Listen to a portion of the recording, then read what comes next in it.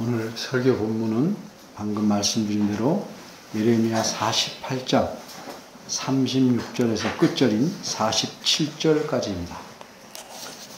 그런데 오늘 설교에서는 예레미야 48장 전체를 살펴보려고 합니다. 본문의 첫 구절인 36절이 그러므로 라는 말씀으로 시작합니다. 따라서 본문은 예레미야 48장의 결론 부분입니다. 결론을 바르게 이해하려면 서론과 본론을 포함하고 있는 48장 전체를 다루어야 하기 때문에 48장 전체를 훑어보면서 설교하겠습니다. 예레미야 48장은 첫 구절부터 마지막 구절까지 그 전체가 모압에 대한 심판을 말씀합니다. 모압은 이스라엘의 동쪽, 우리나라 쪽으로 정확히 말하면 사해 오른쪽에 있는 나라입니다. 이 나라는 모압 민족으로 이루어졌습니다. 이 모압 민족은 아브라함의 조카인 롯으로부터 시작하였습니다. 그런데 어떤 심각한 이유로 여호와 하나님께서 이 모압을 심판하여 멸망시키겠다고 선언하십니다. 그런데 본문 38절을 보면 하나님께서 모압을 가리켜 재미없는 그릇이라고 표현하십니다. 그래서 오늘 본문 말씀에서는 세 가지를 중심으로 생각해 보려고 합니다. 첫째, 이 그릇 비유의 의미. 둘째, 이런 그릇이 된 결말. 셋째, 이런 그릇이 된 이유. 이 세 가지입니다. 첫째입니다. 이 그릇 비유의 의미. 그릇에도 재미있는 그릇이 있고 재미없는 그릇이 있겠습니까? 재미있는 그릇은 재미있거나 흥미로운 그림이나 무늬를 그려놓은 그릇이고, 재미없는 그릇은 아무런 그림이나 무늬가 없는 밋밋한 그릇일까? 물론 그렇게 생각할 수도 있겠습니다. 그런데 오늘 본문인 38절에 나오는 재미없는 그릇이라는 표현은 그런 뜻이 아닙니다. 이 표현은 여러분이 잘 아시다시피 비유적인 표현입니다. 비유적인 표현이란 한 가지 특성을 잘 드러내려고 사용하는 표현 방식입니다. 따라서 비유적인 표현을 들을 때 내 마음대로 여러 가지 특성을 생각하면 잘못입니다. 한 가지만 생각해야 돼요. 예를 들면 너는 참으로 풋사과 같다. 이렇게 말했다면 여기서는 어떤 한 가지 특성을 드러내려고 말했겠습니까?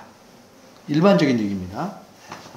물론 사과도 모양이나 맛이나 크기가 다 다르겠지만 풋사과라고 말할 때는 색깔이나 모양, 맛을 드러내고 한 것이 아니고 그 풋사과가 갖는 싱싱함, 풋풋함을 드러내려고 한 것입니다.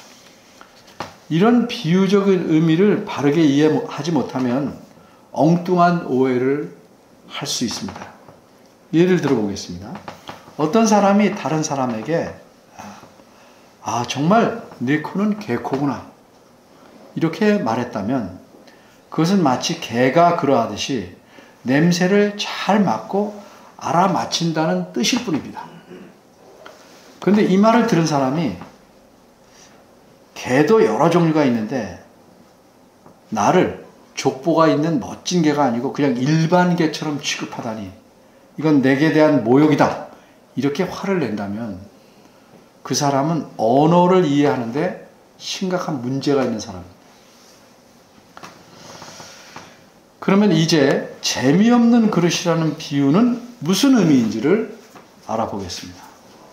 하나님께서 모압 나라를 가리켜 재미없는 그릇이라고 비유하셨는데 어째서 그렇게 비유하셨을까요? 그 까닭을 알려면 이 비유적인 표현의 뜻을 알아야 합니다. 재미없다라는 말을 원문에서 직역하면 그것에 기쁨이 없다 하는 뜻입니다. 다시 말해서 그릇의 주인이 그 그릇을 기뻐하지 않는다는 뜻입니다. 바꿔 말하면 주인은 그 그릇을 사용하기를 이제 원치 않는다는 뜻입니다. 그릇이 더럽든지 그릇에 이가 많이 빠져 있든지 그릇에 혹 더러운 것이 담겨 있든지 간에 어떤 이유로든지 이제는 더 이상 그 그릇을 주인이 사용하기를 원하지 않는다는 의미입니다. 이래서 이 그릇은 더는 사용될 수 없게 되었습니다. 이런 그릇을 재미없는 그릇이라고 말한 것입니다. 더는 쓸모가 없어서 원하지 않는 그릇을 하나님께서는 재미없는 그릇이라고 비유하셨습니다. 그럼 이렇게 재미없는 그릇이라면 어떻게 해야 하겠습니까? 깨뜨려 버릴 수밖에 없습니다. 따라서 하나님께서 모압을 재미없는 그릇에 비유하신 것은 모압은 깨뜨려 버려야 할 그릇과 같은 나라다라는 사실을 의미하신 것입니다. 그럼 둘째, 이런 그릇이 된 결말. 그러면 재미없는 그릇은 결국 어떻게 되겠습니까? 금방 말씀드린 데서 짐작할 수 있을 것입니다. 38절을 다시 봅니다. 여호와께서 이렇게 말씀하십니다. 내가 모압을 재미없는 그릇같이 깨트렸음이니라. 이 말씀에서 알 수 있듯이 여호와께서는 재미없는 그릇을 깨트리실 것입니다.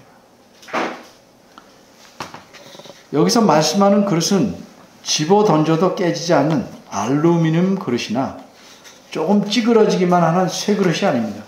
이 그릇은 질그릇, 흙으로 구워 만든 그릇입니다. 그래서 이걸 던지면 깨집니다. 이 질그릇은 다시 집어 던지면 다시 사용할 수 없을 만큼 산산조각이 나고 맙니다. 따라서 모압을 이 질그릇처럼 깨트리시겠다는 말씀은 모압을 다시는 나라로 설 수 없을 만큼 하나님께서 멸망시키겠다 하시는 말씀입니다. 그러기에 42절 하반절을 보면 모압이 멸망하고 다시 나라를 이루지 못하리로다 라고 말씀하십니다. 혹시 귀담아 설교를 듣고 계시는 분은 목사님은 어째서 성경 말씀의 시제, 과거, 현재, 미래 이런 시제를 다르게 말씀하실까 하고 좀 의아해 하실 수 있습니다. 왜냐하면 38절에서는 분명히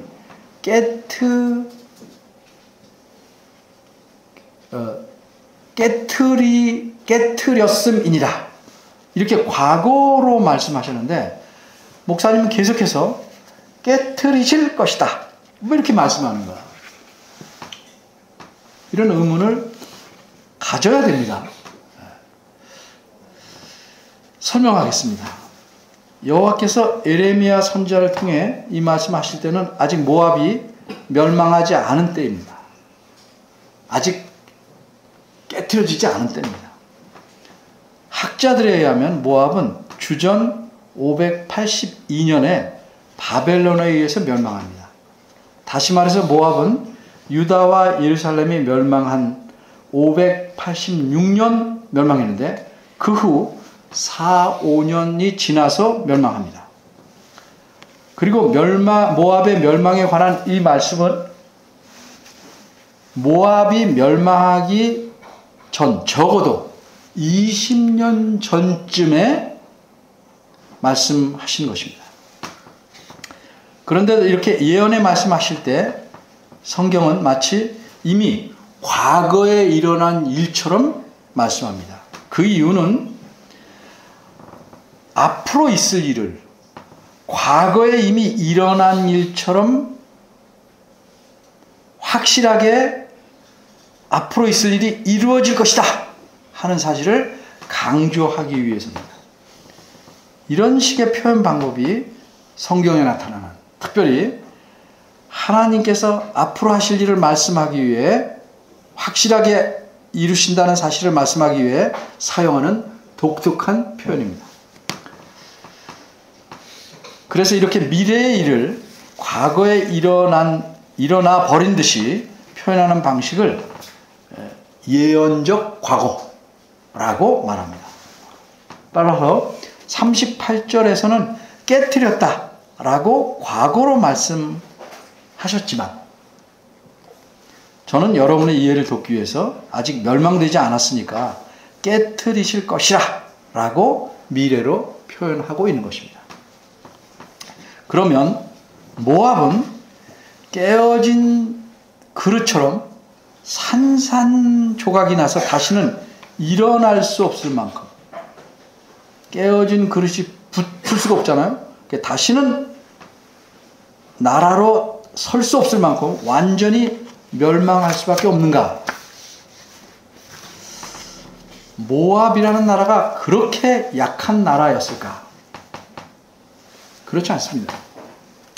특별히 지금부터는 성경 구절 말씀을 샅샅이 일일이 읽지 않고 말씀드릴 테니까 말씀드리는 구절을 직접 눈으로 보시면서 제 설교를 들으시면 도움이 많이 될 것입니다. 11절입니다. 여기에 모압은 예로부터 평안하고 포로도 되지 아니하였으므로 라는 말씀이 있습니다. 이 말씀이 무슨 뜻입니까? 이것은 모압은 하나님께서 인정하실 정도로 태평함을 누리던 나라라는 뜻입니다. 모압은 다른 나라와 싸움에 져서 포로로 잡혀간 적도 없는 강한 나라입니다. 포도주에 비하면 포도주에 비유하자면 그 맛과 향이 그대로 유지되고 있다고 할 만큼 건강한 나라였습니다. 또 32절을 보겠습니다. 신마의 포도나무요, 너의 가지가 바다를 넘어 야셀 바다까지 뻗었더니 라는 말씀이십니다. 굉장한 과장법이죠. 이 말씀은 무슨 뜻입니까? 여기서 신마는 모압의 한 성읍의 이름입니다. 이레미야 48장에는 성읍이나 어떤 장소의 이름이 무려 25개나 나옵니다. 모두 모압의 성읍이나 장소 이름입니다. 이 신마라는 성읍에서는 포도나무 가지가 바다를 넘어 뻗어나갈 정도로 울창했다, 번성했다 하는 말입니다. 따라서 32절 상반절 말씀은 모압이 그렇게 번성했다, 번창했다 하는 것을 표현한 것입니다. 또 17절로 갑니다. 17절에서는 모압을 가르쳐 강한 막대기, 아름다운 지팡이라고 표현합니다. 이렇듯 모압은 강하고 번성하고 안정된 나라입니다. 그런데 이른바 하루아침에 모압은 재미없는 그릇처럼 깨지고 말 것입니다. 그러면 어떻게 이렇게 강한 모압 나라가 깨질 수가 있을까? 백성들이 투표해서 우리나라를 이제 해체합시다 하고 결정해서 나라를 깨뜨릴 수 있는 것은 아닙니다. 백성들은 누구든지 자기 나라가 깨지기를 바라지 않습니다. 그러면 도대체 누가 모압이라는 강한 나라를 깨뜨린단 말입니까? 모압은 역사가 긴 나라입니다. 우리나라 역사에서 조선은 약 500년간 지속되었고 신라는 약 1000년간 지속되었습니다. 모압은 아까 말씀드린 대로 아브라함 조카인 롯에게서부터 시작돼서 무려 1500년간이나 계속된 나라입니다. 그런데 이렇게 긴 역사를 가진 나라를 누가 깨트린단 말입니까?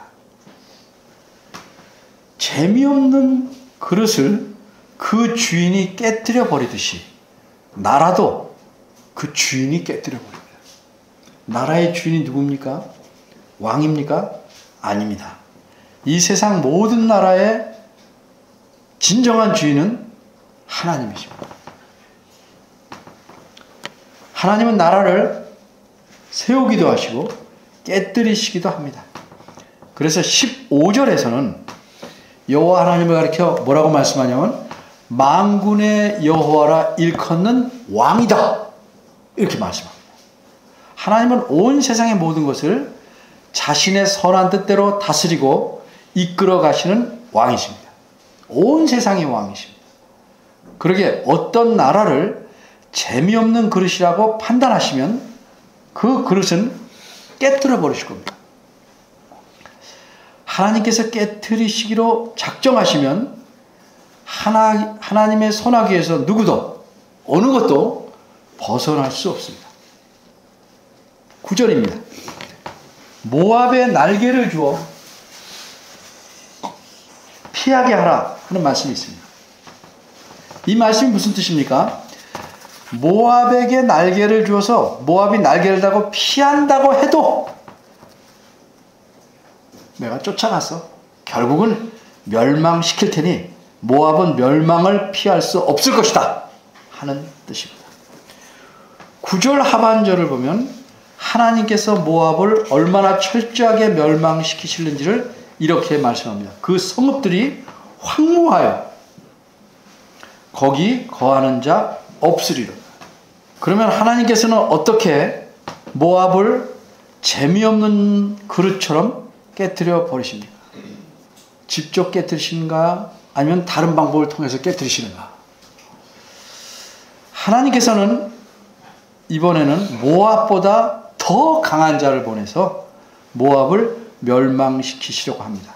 8절을 보면 모압을 파멸하는 자가 모압의 모든 성에 이를 것입니다. 그 결과 단 하나의 성도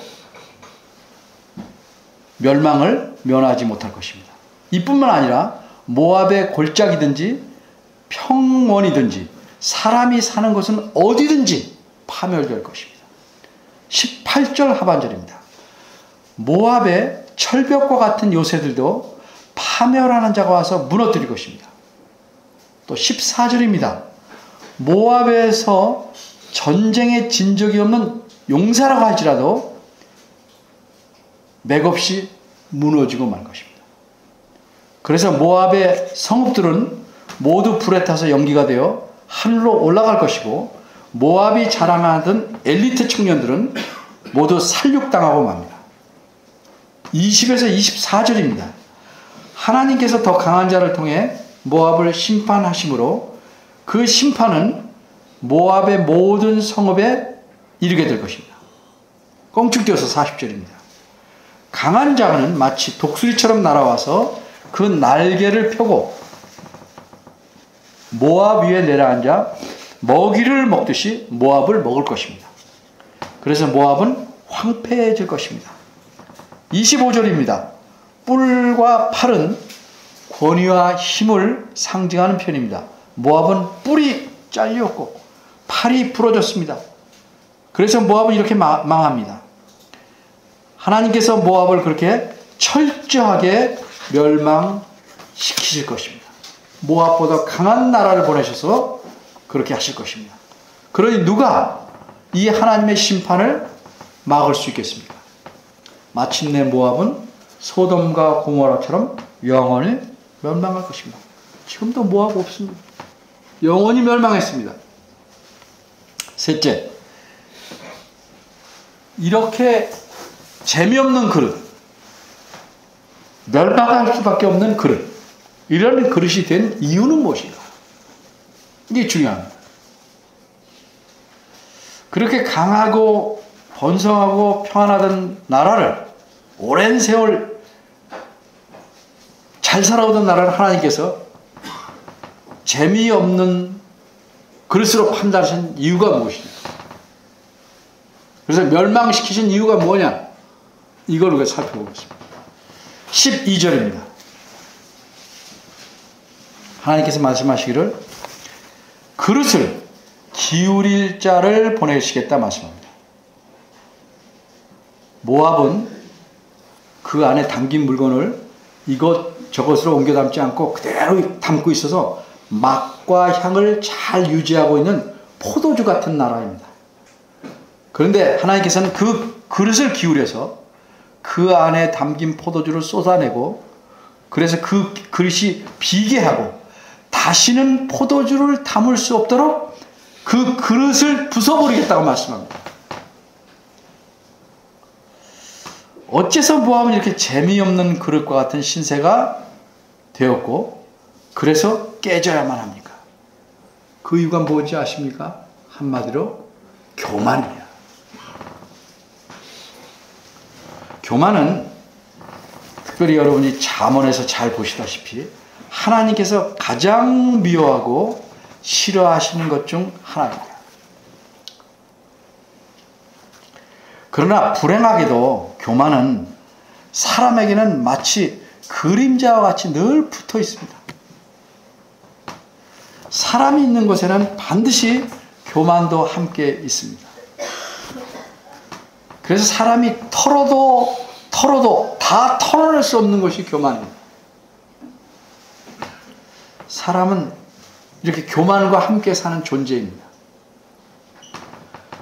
하나님께서는 사람이 이런 존재를 아시기 때문에 사람의 교만에 대해서도 오래오래 참으십니다.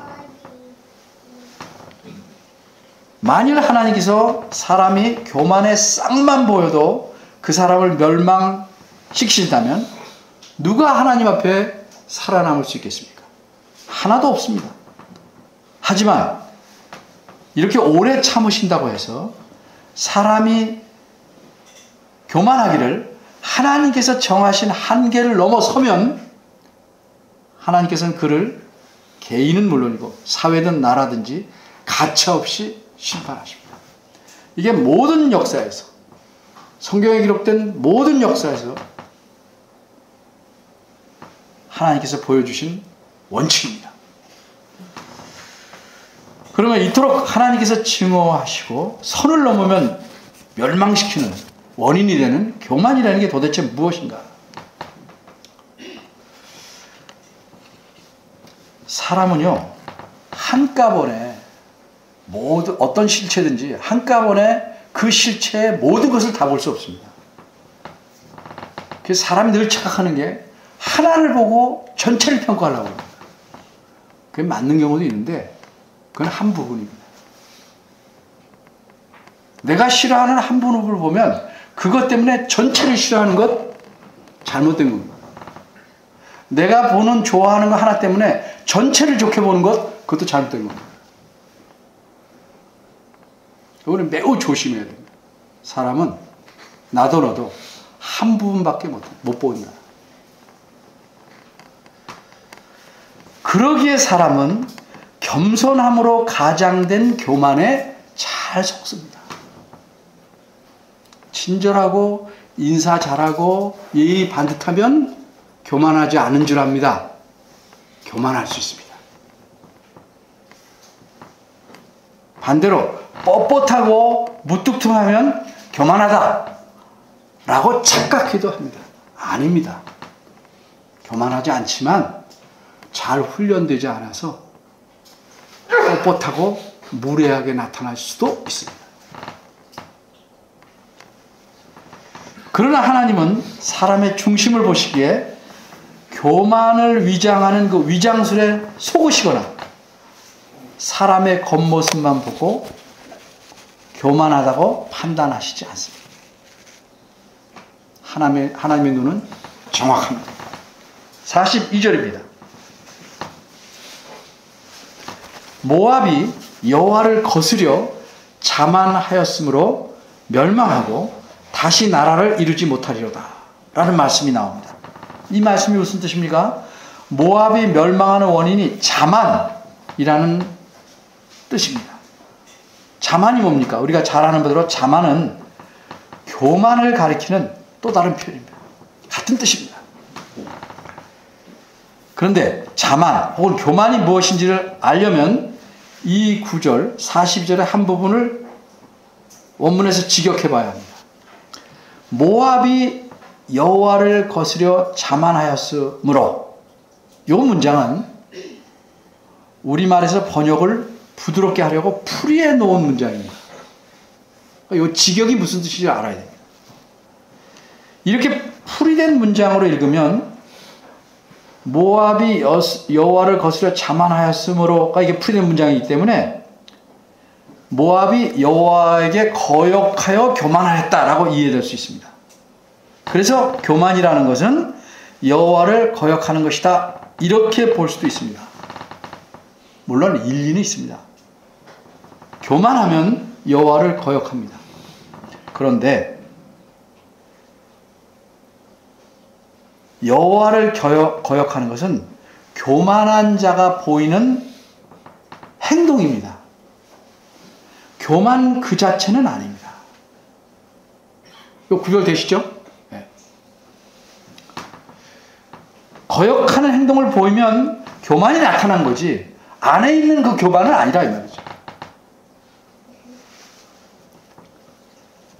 따라서 모압이 여호와를 거스려 자만하였으므로 라는 이 문장을 원어대로 직역하면 모압이 여호와 위에다가 자신을 높였기 때문이다 라는 뜻입니다. 여호와는 여기 있는데 자기를 여호와 위에다가 놨어요. 여호와 위에다 높였다, 이런 뜻입니다. 또 26절에 이는 그가, 여기 모압입니다. 나 여호와를 거스려 자만함이라, 이 말씀도 직역하면 금방 말한 것처럼 똑같습니다. 여호와 위에다 그가, 모압이 자신을 높였기 때문이다, 이런 뜻입니다. 이 문장의 직역에서, 이 두 문장의 직역에서 알 수 있는 바대로 교만이란 뭐냐면 자신을 여호와 위로 높이는 겁니다. 여호와 아래에 있어야 되는데 위로 자신을 높여놓는 거예요. 이게 교만입니다. 바꿔 말하면 교만은 자신이 여호와보다 크다고 생각하는 것입니다. 모든 면에서 그렇지는 않겠죠. 어느 한 부분이라도 교만은 자신이 여호와보다 낫다, 위대하다고 생각하는 겁니다. 그럴 수 있을까? 물론 적어도 교인이라면 입 밖으로 그런 말을 내뱉지는 않습니다. 그런 생각도 안 할지도 모릅니다. 근데 착각입니다. 실제로 사람의 마음속이나 생각에서는 자신이 여호와 하나님보다 낫다 여길 수 있습니다.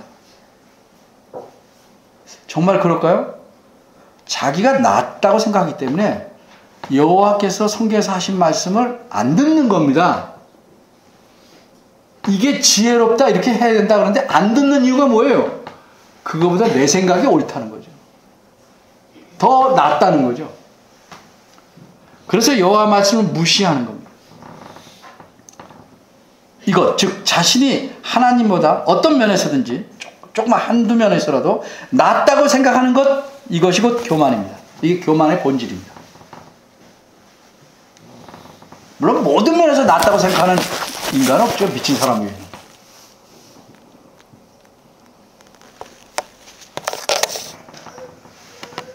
근데 이런 교만의 본질은 그 사람의 삶에서 숨길 수 없을 만큼 여실하게 잘 드러납니다.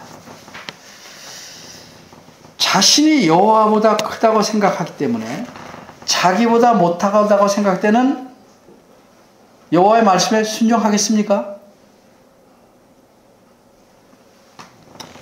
여호와의 판단을 따르겠습니까? 여호와를 의지하겠습니까? 장난삼아 한두 번은 순종하는 척 할 수는 있겠지만 정말 진지한 상황이나 위기에서는 여호와를 의지하겠는가?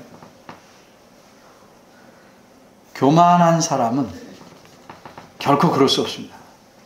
그러기에 교만이 안에 있기 때문에 실제 생활에서는 교만이 여호와에 대한 불순종과 여호와를 신뢰하지 않는 것으로 나타날 수밖에 없는 것입니다. 우리 중에 누가 교만하지 않다고 할 수 있습니까? 우리가 온전히 순종하십니까? 그 안에 교만이 있어서 그래요. 예수 그리스도께서는 왜 철저하게 순종하셨습니까? 겸손하시니까. 완전히 겸손하시니까. 개인이나 사회나 나라나 다 마찬가지입니다. 교만은 마음의 문제입니다. 교만은 사고, 생각의 문제입니다. 교만한 개인이나 나라는 결코 하나님을 의지하지 않습니다. 개인도 마찬가지입니다. 의지할 수가 없습니다. 그럼 뭘 의지합니까? 자기 재주, 자기 재물, 자기 능력, 자기 판단을 의지합니다. 그러니까 예수님 믿지 않는 사람은 다 교만합니다. 철저하게 교만합니다. 우린 그나마 좀 덜 교만하다고 이론적으로 말할 수 있죠. 6절입니다. 7절입니다. 7절입니다. 하나님께서 모압에게 말씀합니다. 네가 내 공작과 보물을 의뢰함으로, 이렇게 말씀합니다. 의뢰한다. 여기서 공작이란 말은 새가 아니고 일하는 능력 혹은 쌓은 업적을 가리킵니다. 내가 이런 능력이 있고 이렇게 삶을 살아왔고 이렇게 업적을 이루었다. 잘한 일이지만 그걸 의지하면 안 돼요. 그걸 의지한다면 모압은 의지하고, 이뿐만 아니라 하나님을 의지하지 못하니 어떻게 됩니까? 자신을 도울 수 있다고 생각되는 어려운 순간에 우상을 의뢰하고 섬기는 겁니다. 그래서 하나님의 백성인 이스라엘도 그래서 망했고 모압도 그래서 멸망하는 것입니다. 13절입니다. 이스라엘 집이 베델을 의뢰함으로 수치를 당한 것 같이 모압이 그못으로 인하여 수치를 당하리로다. 여기서 이스라엘 집이 베델을 의뢰했다는 말씀의 뜻은 무엇입니까? 베델은 장소의 이름이지만 그렇게 생각하면 왕국이 분열돼서 남북으로 갈라질 때 북쪽 이스라엘의 첫 왕인 여로보암은 백성들이 남쪽에 있는 예루살렘에 가서 하나님 예배하지 못하게 하려고 베델이라는 곳에 금송아지를 세워놓았습니다.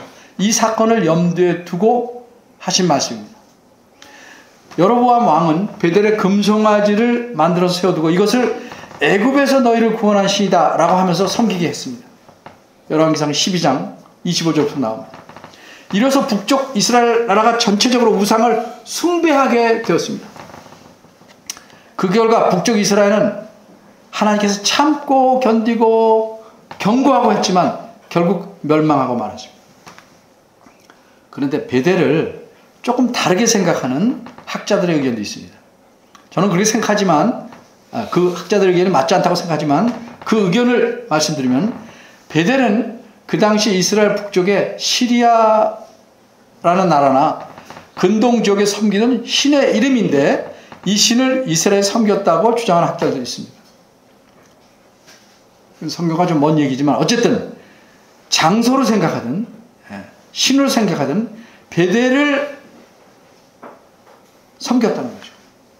베델에 세우는 금송아지를 섬기든지 혹은 학자들이 주장하는 어떤 학자들이 베델이라는 신을 섬겼든지 의미는 같습니다. 이스라엘은 우상을 숭배해서 멸망했습니다.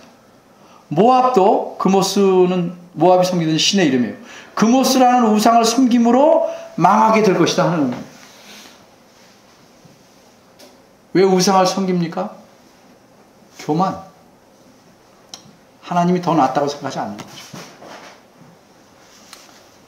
이렇든 교만한 자는 자신, 자기 능력, 자기 재물, 자신이 선택한 우상을 섬깁니다. 근데 이런 교만이 모압에게는 매우 심하였습니다. 29절입니다. 우리가 모압의 교만을 들었나니 심한 교만 곧 그 자고 스스로 높임 자고와 오만과 자긍과 그 마음의 거만이로다. 이처럼 하나님의 자신을 높여놓은 모압을 하나님께서 그냥 두실 리가 있어요? 없죠. 10절입니다. 여호와의 일을 태만히 하는 자는 저주를 받을 것이요 갑자기 이 말씀 무슨 뜻입니까? 여기서 여호와 일이라는 모압을 심판하는 일입니다. 모압을 멸망시키고 모압 사람을 죽이는 일입니다. 이 일을 게을리하는 자에게는 저주를 가하시겠다는 것이 하나님의 뜻입니다. 철저히 심판하라는 말씀이죠. 자신이 하나님보다도 더 인정이 많고 긍휼이 많은 듯이 심판을 행하지 않거나 가급적 적게 심판하려는 자에게도 저주를 내리겠다 하는 말씀입니다. 이게 10절 말씀이. 그리고 또 뭐라고 말씀했습니까? 그 하반절에 자기 칼을 금하여 피를 흘리지 아니하는 자도 저주를 당할 것이다. 심판을 게을리하는 거예요. 죽여야 되는데 안 죽인다. 이런 자도 저주를 당할 것이다 라고 말씀합니다. 하나님의 심판은 매우 무섭습니다. 심판하실 때는 긍휼이 없어요. 그럼 오늘 본문을 통해서 매우 강하게 드러나는 하나님은 어떤 분이십니까? 하나님은 교만한 자를 반드시 멸망시키는 분이라는 사실입니다. 우리가 다 교만하지만 그게 한계를 넘었으면 심판을 받습니다. 하나님에게 교만을 품으면 하나님께서는 그것이 국가든지 사회든지 개인이든지 심지어 교회도 예외 아닙니다. 멸망시키십니다. 모든 것을 돈 중심으로 생각하게 만드는 교육, 교육 정책, 가정 교육. 이게 왜 위험한지 아십니까? 그것이 교만을 부추기기 때문입니다. 어떻게 해요? 하나님보다 그것을 의지하게 만드니까.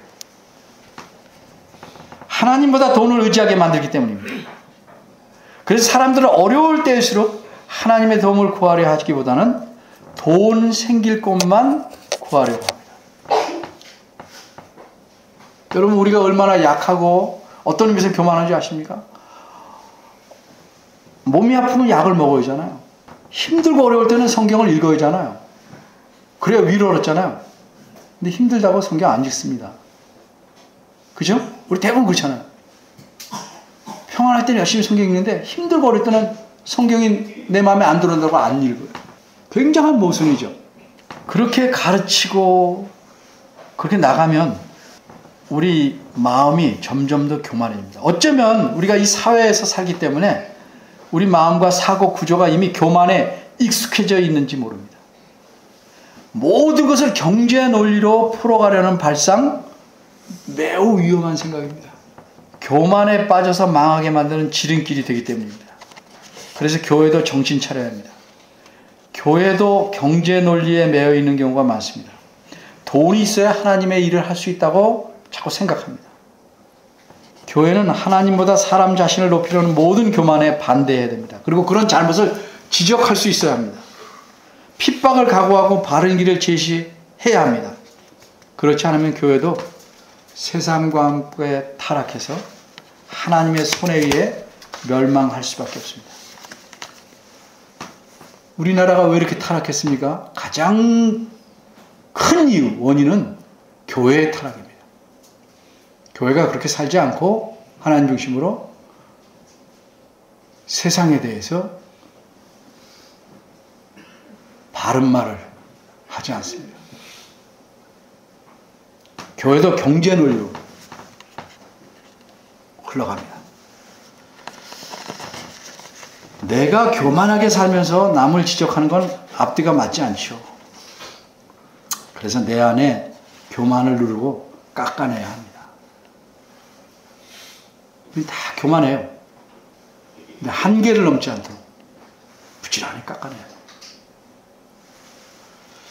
여러분 생각해 보십시오. 나는 하나님 보시기에 재미있는 그릇일까? 재미없는 그릇일까?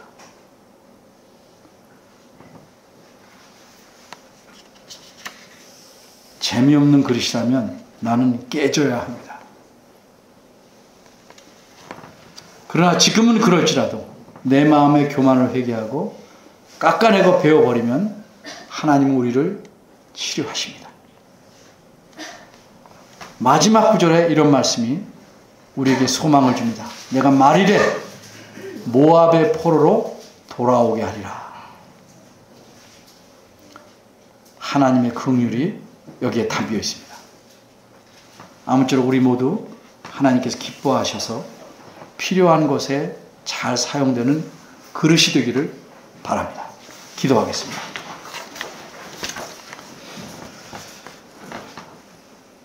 은혜로우신 하나님, 저희가 얼마나 교만합니까? 하나님 너무 잘하십니다.